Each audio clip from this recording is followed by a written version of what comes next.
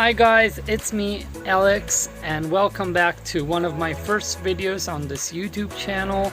I created this YouTube channel to share my art and my heart with all you guys and to share some knowledge about art in general, techniques that I'm learning because I'm currently studying at the Academy of Fine Arts of Ripetta in Rome, Italy. For today's video, I shall make a pair of silicone mermaid fins, in specific hip fins.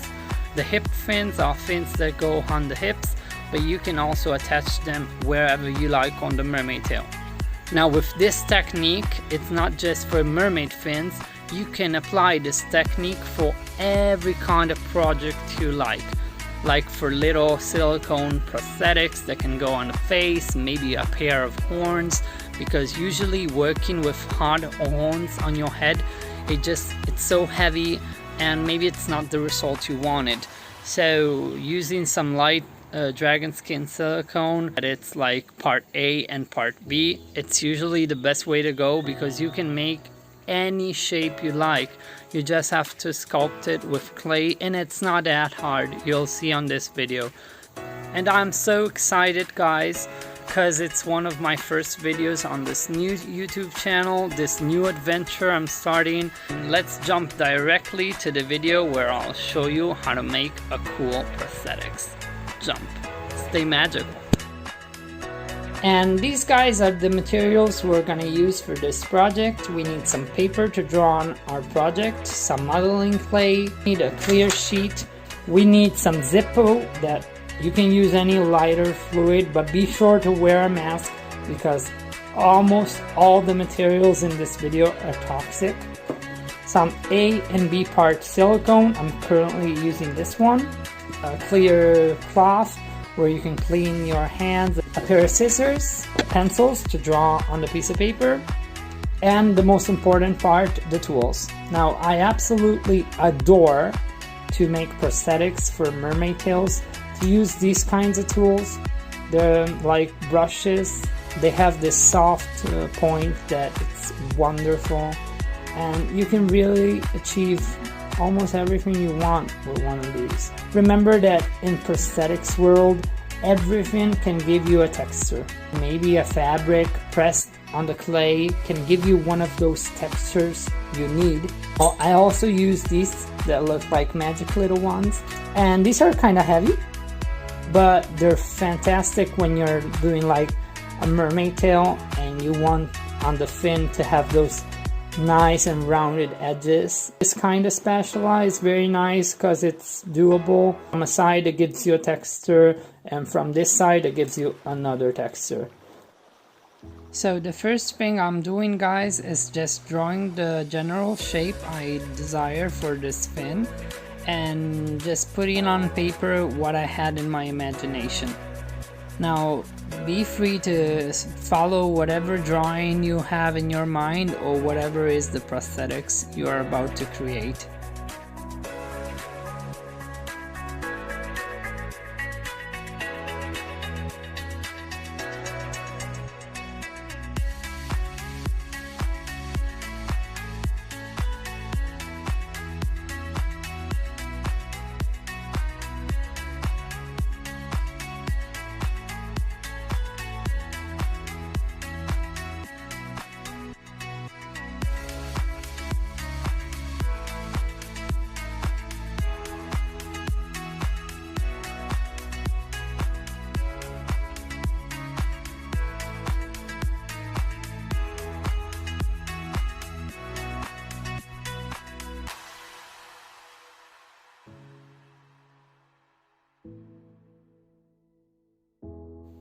Guys, after you finish your drawing, go ahead and print out your fins in the exact same measurements you would like to make them. And then what I'm doing is just I'm layering my drawing printed out underneath the plastic sheet, and that gives me a better view of where I am supposed to put the clay on the plastic sheet.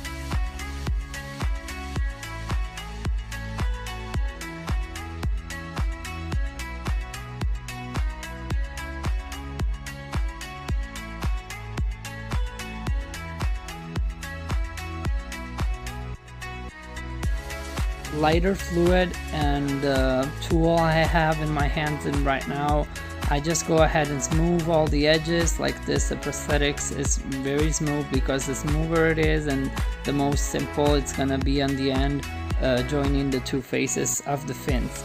Because if the two faces of the fins don't match perfectly, once you have joined them at the end of all this process, they won't be like as good together, and you'll have to adjust all the edges, and that's gonna be very messy. So you want the shapes to be precise. Now with the dotting tool, I'm just going to layer on the other sheet I printed before on the actual fin, and I'm just going there and drawing very, not that hard, but a little bit hard like this. What I have drawn in paper results on the clay. Right now I'm taking the paper off, and you see I have the guidelines like this. With these guidelines I can go ahead and make the shape as I wanted on my actual design and just help my hand make better lines and help make the design as like mirror as possible. Now with always lighter fluid, and you can use some brushes, you can help yourself to smooth the edges if the edges you see while working on the clay get a little bit rough.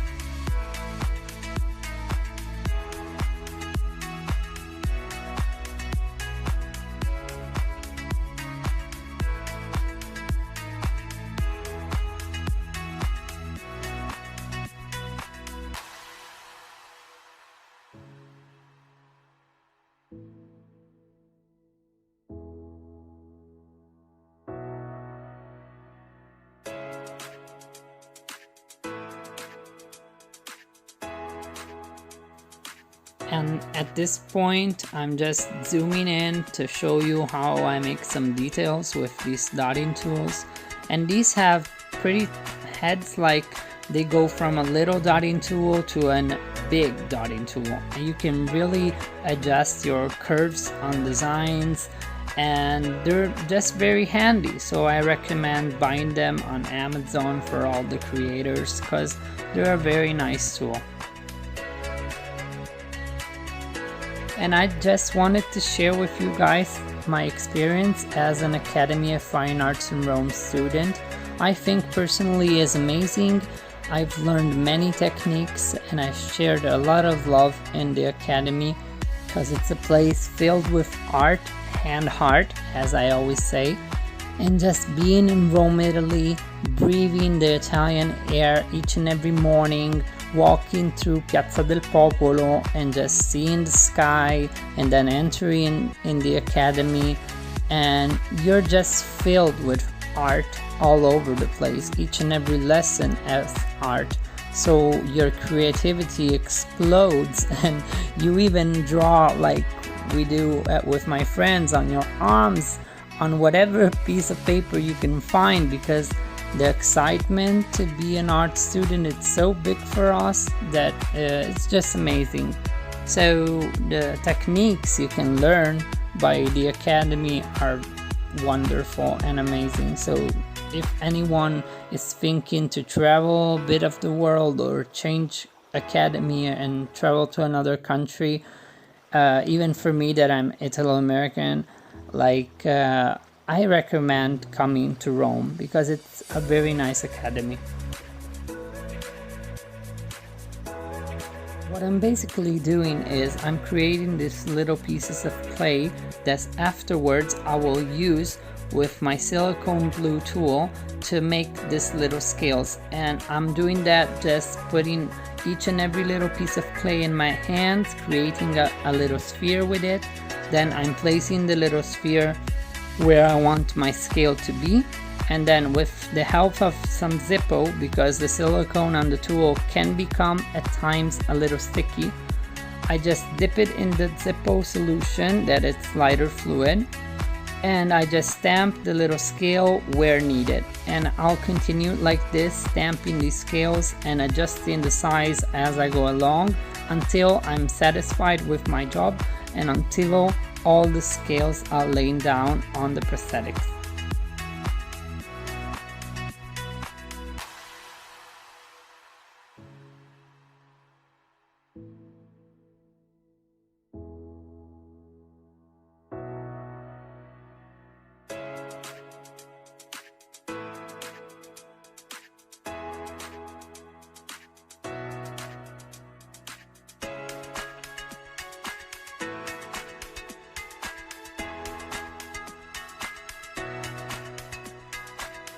Now guys, what I'm basically doing is I'm continuing to laying down this little clay scales, and up until I'm finished and I'm happy with how they look, I'll then end up where the end line is. You can clearly see the end line. It's where the prosthetics has to end, because from there on where the scales end, and there's that little piece of clay that remains without scales. That's very important, because that will be the piece of clay but then translated in silicone that will be attached inside the mermaid tail, so that will be hidden, and it's like 2 centimeters long, and that helps you with power mesh from a layer and another to sew it to the mermaid tail with all the silicone and pins. Like this, the fin will stay attached and sealed inside of the scales of the main tail.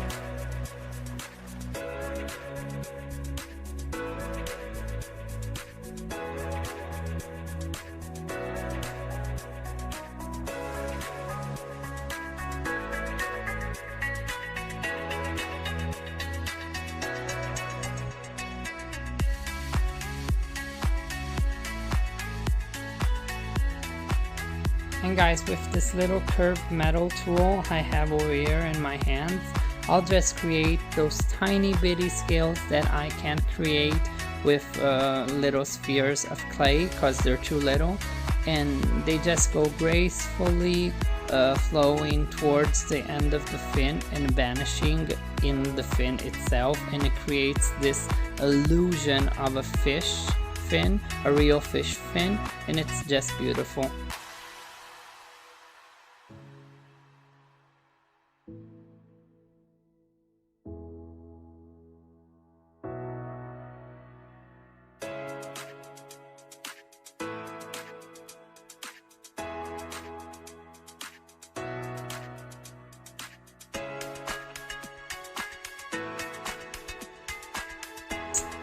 What it's left to do is create a really secured wall around the 2 prosthetics, because once we pour the resin inside, if the walls are not 100% secured, the resin will escape the wall and it will be a total mess all around your pavements.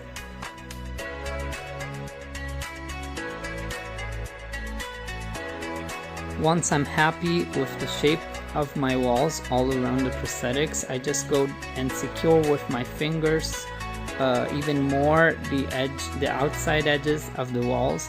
Like this, I'm 100% sure that the resin won't flow around the walls or won't pass under the walls.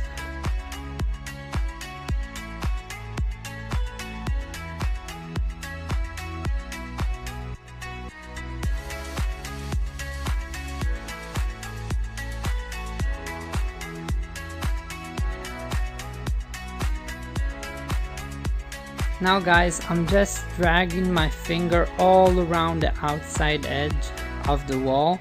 Like this, I make a clear and flat surface from the wall to the plastic sheet, and the resin won't escape that. I'm making the walls a little higher because the resin has to cover completely the 2 fins, and at least it has to be the fins or whatever prosthetics you will do in resin has to be 1.5 centimeters covered by the resin. So it has to be fully covered by the resin, and then 1.5 centimeters, even 2 centimeters more. Like this, you can create a real mold. Finally, we come to the part of pouring the resin inside the mold. Now, the resin I'm using has to be part B in 60% and part A 100%. So this is different from the dragon skin silicone that has to be equal parts. But there are a lot of types of resin around that you can use. This is the clear one. I like the clear one because I can see a better result at the end of what my prosthetics will look like in the end, and I can clearly see if there are any bubbles, because there are a lot of types of resin in the market, but you can choose whatever resin you prefer to do this type of stamps or molds. And make sure to cover all the mold with resin, as I said before. And finally, we can go and detach the resin from the prosthetics once the resin is cured. I remember you that it depends on the resin you're using. Some resins take 24 hours to fully cure. Some resin take only 3 hours to fully cure and give you the mold.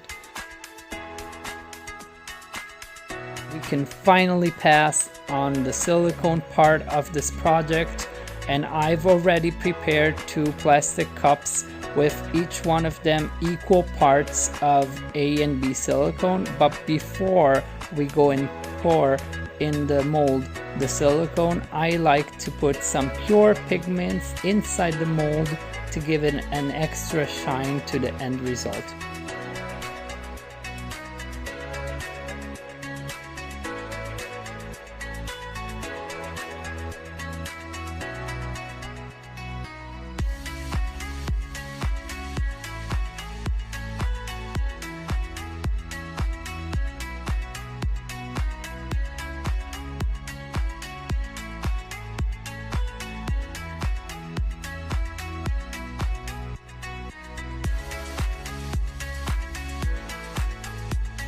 Now guys, what I'm basically doing is that I've united part A and part B of the silicone, added some blue pigment, and now I'm pouring it in the mold. And now it's fully cured after only 5 hours, and we can go ahead and detach the silicone fins from the mold. If you had a little mess like me and some silicone just spilled out of the mold, don't worry, you can cut it out as I'm showing you in a second with some scissors, and so you can just trim the edges to make them perfect.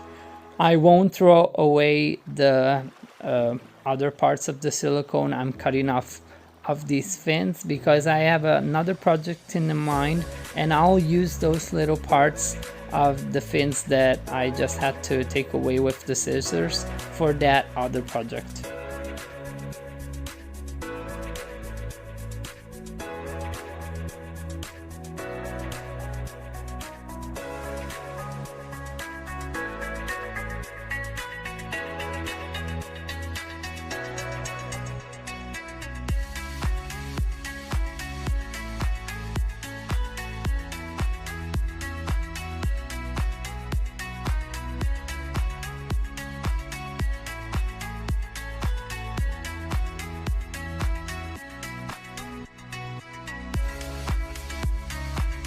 With the scissors, as I said before, I just go and trim all the edges of the fins.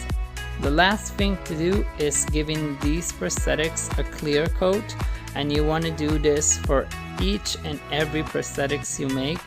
Like this, you will make it even more protected, and the colors you applied underneath will be sealed inside and protected.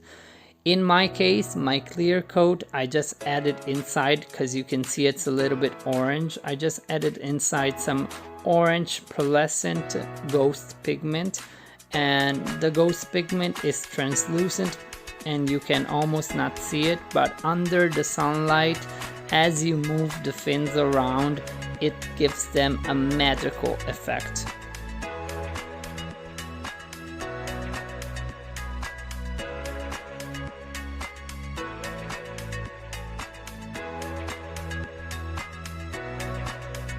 Now guys, in my specific case, I'm finished. The fins are finished. but these two parts of the fin are still detached, and so I have to attach them together by using the same silicone I used to create them after they're fully dried. So I'll just put the two parts together, and with these two parts of a fin I'll create a single fin. So for every fin you'll need these two parts like this from both sides. They will be pretty to watch. Either wise, if you just use them like this, you will end up with a fin that it's very pretty on one side and it's very flat on the other side, and that's not very pleasant if some maybe kids are looking at your mermaid tail and they just flip your fin up and they see that underneath is just flat. It's not very realistic and it's not very my taste.